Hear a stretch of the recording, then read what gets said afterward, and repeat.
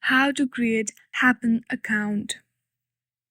For that, first of all, make sure that you have downloaded Happn application from your app store.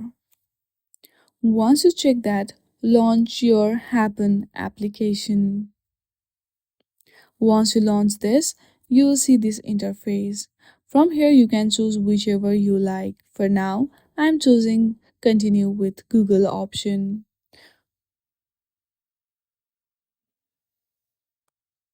Now simply tap on the continue, and here you have to add your email address and hit on the next.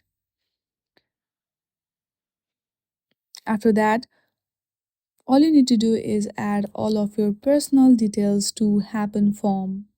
Add your username, add your birth date, and a lot of stuff like your gender and your person liking.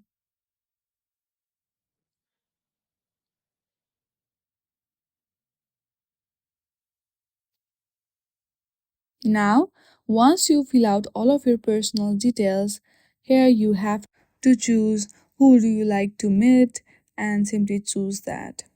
Also give them the reason why you want to meet and then you are good to go. In this way, you can easily create your Happn account. I hope you like this video. If you like this video, then please do not forget to like and subscribe to our channel. Thank you for watching.